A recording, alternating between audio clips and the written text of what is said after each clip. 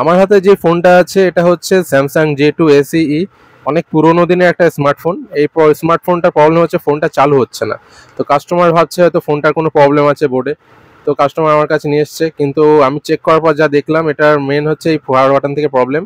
ছোট্ট একটা power button থাকে, এই পাওয়ার বাটন কাজ হচ্ছে না বলে ফোনটা অন হচ্ছে না। কাস্টমার তো বুঝতে পারছে না, কারণ কাস্টমার তো অন হচ্ছে না ভাবছে বোর্ডের কোনো প্রবলেম, অনেক খরচ আছে। কিন্তু কিছু কিছু ক্ষেত্রে এই ছোট্ট একটা পাওয়ার বাটনের জন্য ফোন চালু হয় না। তো আমরা ফোনের পাওয়ার বাটনটা চেঞ্জ করলেই ফোনটা আবার অন হয়ে যাবে আগের মতো। ফোনে কোনো খরচ নেই, শুধু পাওয়ার বাটন চেঞ্জ করতে যেই খরচটুকু, সামান্য একটা খরচ লাগে সেটাই। তো আমাদের কাছে পাওয়ার বাটন আছে, সুইচ যেটা। তো আমরা সেটাই একটা এক্সচেঞ্জ করে এটা নতুন একটা সুইচ লাগাবো। সুইচটা দেখুন, এই যে পাতার মধ্যে থাকে ছোট সাদা কালারের একটা সুইচ। তো আপনাদেরকে দেখাই সুইচটা। স্যামসাং এর যে সিরিজে যে ফোনগুলো থাকে এইগুলোতে এই সুইচগুলোই ইউজ করা হয় সবগুলোতেই। তো এটাকে আমরা এখন চেঞ্জ করব। চেঞ্জ করার পর দেখতে পাবেন ফোনটা আবার আগের মতন রানিং হয়ে গেছে। অনেক সময় কাস্টমারের এই ভুল ধারণা থাকে যে ফোনটার প্রবলেম হয়ে গেছে, অনেক খরচ আছে, কিন্তু অ্যাকচুয়ালি খরচ নেই কোনো।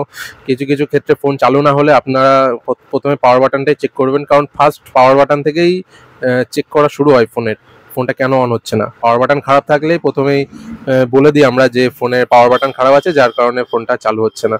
এরকম না যে পাওয়ার বাটন চেঞ্জ করলে চেঞ্জ করার পরে ঠিক হয়ে যাবে এবং কাস্টমারকে বলবো এটা বোর্ডের প্রবলেম ছিল, এই প্রবলেম ছিল, সেই প্রবলেম ছিল, অনেক খরচ আছে। এরকমটা একদমই নয়। আমার কাছে নিয়ে এসেছিল কাস্টমার, এবং আমি পাওয়ার বাটনটা চেঞ্জ করার পরই কাস্টমারকে এটা বলেছি যে এটা পাওয়ার বাটনের প্রবলেম ছিল এবং খরচ খুব সামান্য।